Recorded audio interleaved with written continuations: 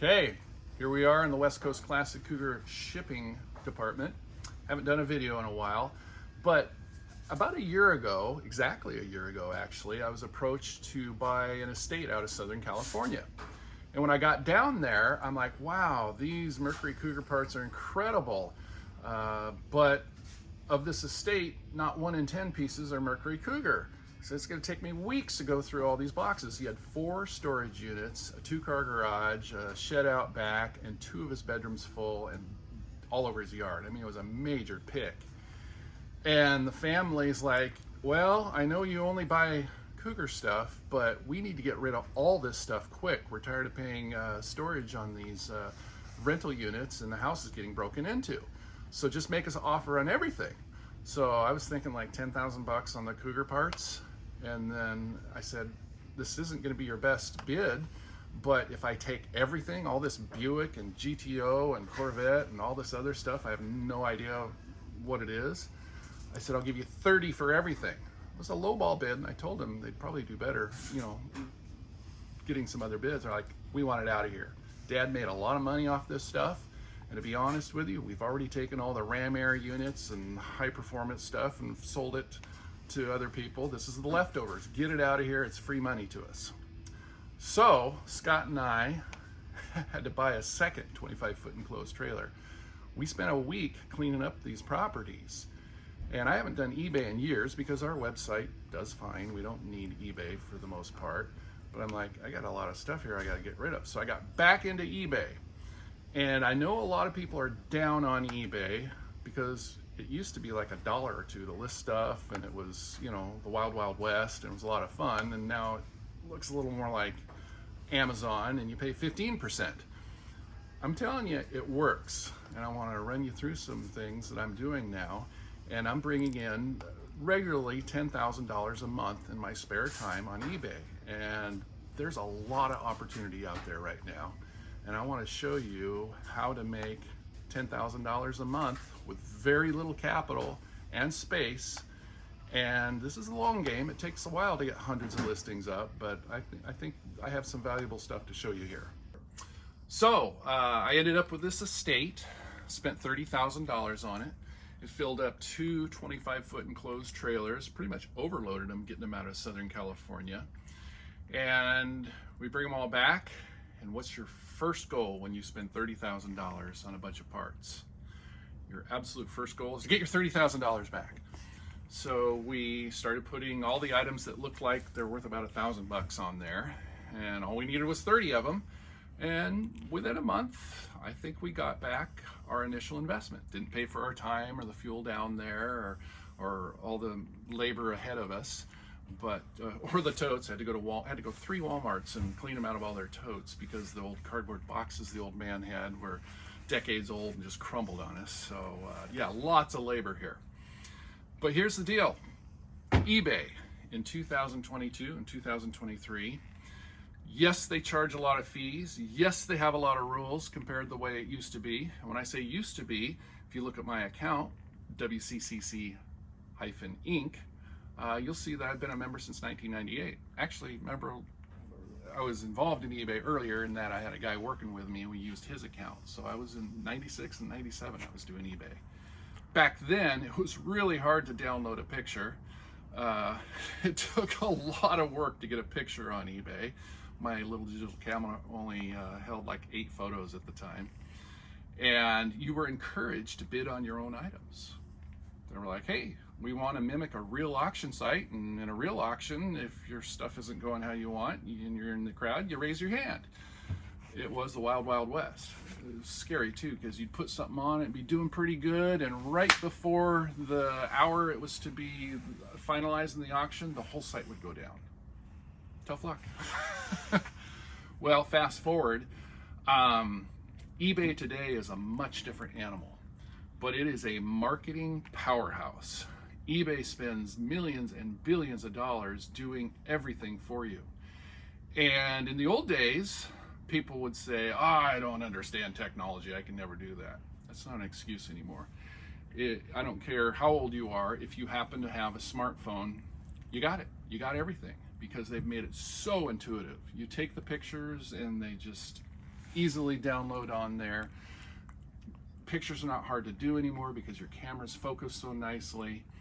You write a couple sentences, and it even gets easier than that. eBay encourages you to look at the part, find a part number on somewhere, and a lot of times you don't even have to find a part number. It could be a casting number, an engineering number, who knows. It could be just the writing on the part. You put that in the search engine at eBay, and you're going to find a similar item, and it says right there, sell similar item. They're encouraging you to, take over other people's work. So anyway, you can hit that little button, use your own pictures. They don't want you using their pictures. Write your own little sentence, or you could use their description if it's good enough. And hit the go button. When it sells, it's really this easy. Print label, boom. And the beauty of it is you get wholesale UPS rates, which sometimes are 30-40% less than what you would find at the retail counter. So that 15% you're giving eBay, at least you're getting some of it back on the back end. So maybe when it's all done and said, considering you aren't paying PayPal fees, you aren't paying retail shipping, maybe it's more like 9% to list your item there. And here's why that 9% is so very valuable in my opinion. They are putting all your items in Google. So you Google, I'm looking for a 1969 Cougar, whatever, boom, eBay is always at the top. Even if they don't have it, they put it at the top. So the marketing is amazing. So let's talk about sourcing your product. I'm in the business, it comes easy to me. People find me. They see my ads, they're like, hey, will you buy this? Well, let's talk about you sourcing stuff as an individual that doesn't have a parts business and a 30-some year reputation. I'm going to say it's easier than ever right now to source this stuff. The generation that has hordes of this never got into computers. They never got an eBay account. If they did, they just surfed it to be able to figure out pricing and what other people get. The generation that owns this stuff from the 50s and 60s and early 70s, they did the swap meet thing. The swap meet thing is a very inefficient way to sell product. I'm telling you, I've done them both. Back in the day, it's all we had. Great. But there are senior citizens that just need to get rid of this stuff. Garage fulls of it. They got it for next to nothing. They parted out a car to get the parts they needed for their car, and they knew that this was valuable stuff that shouldn't be thrown away, and they might need it someday. And they've stacked and stacked and stacked it. Now that they're elder or they've passed away, their kids want it out of there. The realtor needs to show the place. They need to get the junk out of there, and you can literally get this stuff. So on my $30,000 purchase, there's about 10,000 individual parts. When you look at every stick of trim, every emblem, every radio, there's about 10,000. So I paid about $3 a piece for my items. And for me to make it worthwhile to sell on eBay, everybody's got their minimum. I don't want to invest more than 10 minutes to get $50 out of an item. That's my level. You might be different. Maybe you'll spend 20 minutes and be happy with $30. I'm running a business, so this is a side hustle, and I have to draw the line. So sourcing your stuff, you just start looking on Craigslist and OfferUp and Facebook Marketplace, and you're going to find people that are wanting to sell this stuff cheap. In fact, as soon as I got this $30,000 2 trailers worth of inventory, I thought, I don't want to deal with this stuff. I just want to get my Cougar stuff. So I put all this stuff up for sale the day I got home for $30,000. And I was very upfront. Hey, I bought this just for the Cougar stuff. If I can take 1 in 15 items out of it and get $30,000, I'm happy to provide the labor to bring it up to Oregon and show you what I got. Crickets. Had it advertised for 4 months. No, in fact, I got some snide. I put it on eBay. I put it in several places. I got some snide comments like, well, if this is so valuable, why would you sell it? Because I have a job? So the stuff is out there in quantity. In fact, I want you to look up Mag Mustangs here on eBay. This guy keeps upwards to 20,000 listings going at all times. And if you go on there, you're going to find that all his prices are 120 to 200% of retail. And you're going to look at it and go, are you crazy? Why is he asking these prices? Here's the reason he's asking those prices is he doesn't want to sell more than 100 items a day because there's no way to get them all packaged. So he has to slow down the sales by upping the price. And if you look at his feedback, he's got good feedback and he is selling lots and lots and lots of items.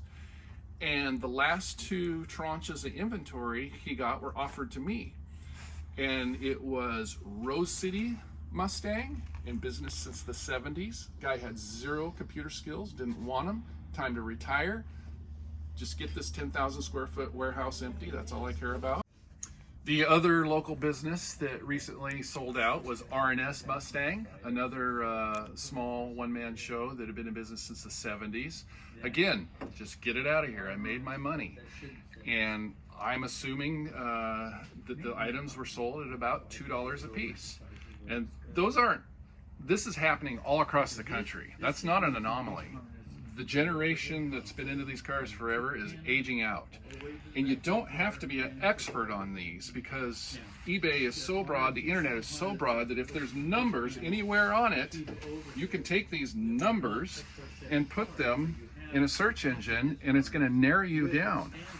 What I often do is sometimes I don't have enough information, so I'll put my listing on eBay knowing there's holes in it, knowing I don't have it quite right, and I'll say, eBay community, I don't know what I'm doing with this Buick part. I think it's this. Anybody that knows for sure, can you chime in? And they will. They will say, no, that's a 70 and a half, Chevelle only, rah, rah, rah, rah, rah. So there is innumerable opportunities to buy inventory out there. And some of these people are desperate enough, if they like you and they trust you, they'll consign it to you. You'll of course get a better deal if you just cash them out and walk away. But you could work an agreement like that with them. So I've covered getting your inventory. Next, I need to talk to you about what is the best way to market on eBay. And one of the first things, and where almost even the pros make a lot of mistakes, is pictures. Your smartphone has all the capabilities you need. You have no more excuses on why you have bad pictures.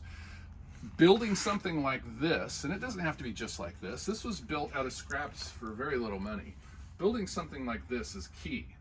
And for our website, we have it keyed to this camera, and when we take the picture, these light up, boom, and then we go in and edit and we drop the background. For eBay, I think a more raw approach, less like a corporation, like Amazon or whatever, goes good. So I leave the scratched glass as a background, but the main thing is light. And another thing is 12 pictures. Why take 3 pictures when eBay gives you the ability to do 12? And for you, you're thinking 3's enough, front, back, side, good enough. Well, you might not realize that the person that is really contemplating this is going back to that auction 3 times in the week to really think about it. And he wants to thumb through pictures. And giving him 12 pictures gives him something to thumb through. So you give him every single angle, you zoom out, you zoom in. It just makes sense to do 12 pictures. eBay now allows you to do videos. Why not? If it's an 8-track player and you want to prove that it works, stick a tape in it, put a battery to it, show them it works. So search words is the next important thing. You need to load that up. That title where they give you 80 characters, fill them in. Don't make stuff up, but really think hard about what people are going to be searching for under these items and fill that title up. Here's something I do. eBay gives you lots of tools and most people ignore them. I promote my listings. And you're like, I'm giving eBay 15% and you want me to hit a button that says give them 3, 6, or 9% more? Well, maybe there is 20 of this particular carburetor on eBay right now. And maybe you're the only guy that hit the promote button at 2 or 3%. I don't usually do the 9 or 10. They want you to do 9 or 10. I don't usually do that. Yours gets bumped up to the top of the category. And As they go to other websites throughout the week, guess what's in the sidebar as an advertisement? eBay linking you back to this carburetor. That 2% can really help you, especially if you're competing against 10 or 20 other guys that have this exact same item. So think hard about, so instead of lowering your price 10 or 15% to make yours look more attractive than everybody else's, why not go 5% higher than everybody else's, and know that when somebody goes to search and they see yours front and center and that's all they see, and it's $150 and it solves the problem that they have, they don't care about scrolling. They're like, I found it, I want to be done. So I highly encourage you to promote all your listings. Another thing I do is I always let it be offer. Why?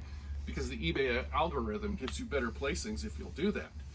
And once you engage a customer and they hit that button, maybe they lowball you, you can set it to they're automatically rejected, so you don't have to deal with lowball offers. But anyway, once they engage with you, they're more likely to focus on your item. You've already opened up somewhat of a dialogue with them. So always let them do an offer. Even if your $150 item, you have it set at $140, and you go back and forth and you end up taking $142. It makes sense. Okay, presentation is everything. Most people want to get in a hurry and say, I don't need top dollar, I'll just put it on like this. This looks like a piece of crap. This looks like something that maybe you could have faith in. I go a little extra distance on some of my items and I recondition them. These seals available for the Galaxy, Cougar, T-Bird on my website, cheap. And once you put them in, they work. These old 50-year-old seals, they just don't hold like that. Boom, boom, boom. That's a core. So at least clean them up. I use a glass bead blaster. You could use a wire brush. Just getting them wet and wiping them down just shows you care a little more. On chrome items, you need to get 4/0 steel wool. This stuff is great. You can get it for $27 a roll on Amazon. This will last you 20 years if you use it like most people do. For me, I go through them a little faster than that. But a little squirt of Windex or Simple Green on these chrome items, and very little effort, and you can really make it pop. And taking the extra time, what other people don't do, really matters. Another thing, along with your 12 pictures, is to concentrate on the defects. You think it might slow you down and hurt sales. Some people just, they put it in the picture, but they don't say much. No, get a little pointer, even use your finger if you have to, and say, missing stud. We want you to know this before you purchase. Returns slow you down, negative feedback slows you down, and being very upfront about your parts, it really gains credibility and trust in your items. So whatever, you might think it's the tiniest defect and not worth pointing out, and maybe you even say, hey, my camera's not powerful enough to get this little speck here, but I want you to know about that speck. And your buyers are smart. They know that your competitors have those specs too, but they aren't pointing them out. They like you if you make that connection with them. I also want to mention, I forgot to mention earlier, that you have to have a white background. Black velvet might look pretty, cardboard might be good enough, asphalt, whatever. No, you have to have a white background. Why? A big reason you're using eBay is their multi-million, billion-dollar marketing structure. They are paying for Google search words for you. And Google has requirements to get their top listings, their top recommendations. And one of them is a white background. So if you're using a background like this or brown or any other color, you're really hurting yourself in the search engine. So get some white cardboard, get some white signboard, paint a piece of plywood white, it doesn't matter. It really helps with the lighting too. So huge tip there. Shipping, this is of utmost importance. You gotta do it right. We pretty much never have anything get broken because we do it right. When you're wrapping something, you gotta have padding around it. I invest in this. You can get this free from different dumpsters and businesses and whatnot. I rely heavily on the United States Post Office because they give you so much free stuff for boxes and whatnot.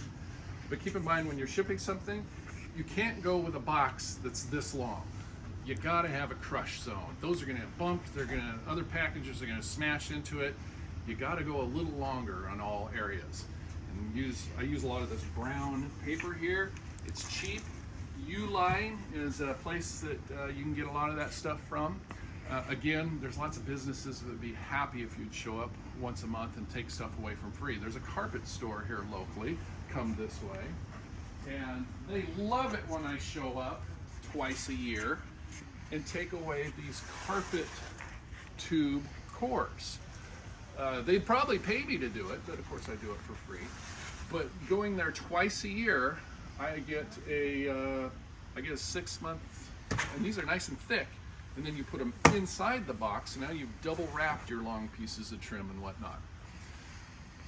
Here's another tip I want to give you on shipping. So many people on eBay, and this works well in my favor, they won't ship internationally. That's ridiculous. I sell parts all the time that there's lots of them listed, and they'll pay more for my part that maybe is lesser quality because I hit the little box that says I will ship internationally. But what you're not realizing, if you're choosing not to ship international, is eBay takes care of everything. They take care of the tax, the custom forms, and often you don't ship internationally. It goes to a hub in Kentucky and costs very little for you. Well, the customer always pays for it. So I can't think of any reason not to ship internationally. International people are less likely to return items as well, and they're thankful because their window of opportunity in buying is so narrow, and you've helped them out. So I just find shipping international to be easy, and eBay takes away the fraud. You'll never get fraud on eBay. You will on some of the other platforms, but eBay takes that out. You aren't going to get your money yanked back from you because it was an illicit account. eBay eats that. Hey, Future Don here. Hey, I made that video, and like the next day we got this email saying there's a change in eBay policy, so check this out. I want to talk about communication. I hate to be married to my cell phone, but the eBay app works really well, and you'll get people asking you questions throughout the day and the evening. It's good if you can get on them right away. I've also let people know at times, hey, it's Friday evening and I'm going to take the weekend off, so can we talk about this on Monday? And most people are like, oh yeah, no problem. But you got to be a good communicator. You are going to get some of the dumbest questions that it's so you're going to want to come back with something snarky sometimes, but take the time to give them full sentences and be patient with them, and sometimes know that they aren't trying to be snarky. They might be a different nationality and not have the English skills. They might be senior citizen. They might be rude, and you might still make the sale and you'll be best of friends. So answer all the questions you can, and sometimes it's okay to say I just don't know, and sometimes I've even said I'm sorry, I've already boxed up the item and I can't take that picture for you. I've already done my 12 pictures. Just be honest with them. It's really important to have good communication, and I always check the box for returns, and I hate getting returns. But it gives the customer so much more confidence to know that if he bought the wrong part, he can return it. And once in a while, you're going to get scammed a little bit. You know, they're going to say, one guy tried to say that I sent him a broken item. And I'm like, no, I packaged it myself. Was there any damage to the package? No, there wasn't. That makes you mad, but still, look at the big picture. You know, I'm selling multiple items a day. I'm keeping 400 listings going. I got this $10,000 a month income stream coming in. The big picture is don't worry about the outliers, the rude people, the one guy that tries to return something after he broke it. Just keep on keeping on. In summary, I've talked a lot about having this as a side hustle or even a career. And yes, you can. If I did this full time, I'd bring in $800,000 a year gross. You'd need some space to do that, and I personally don't want to have more than 400 auctions going at a time. But instead of thinking of this as a side hustle, I want you people that have these parts collections to really think about getting started here, because the day you die or you're no longer capable of going out and getting dirty in the garage and wrapping stuff, your wife or relative is going to have to deal with it, and they are not going to have the capacity to get top dollar out of your stuff. And some guy like me will come in and say, gee, this is a mess. I don't even know what you have here. There's no labels on everything. My 5 cent on the dollar bid is this.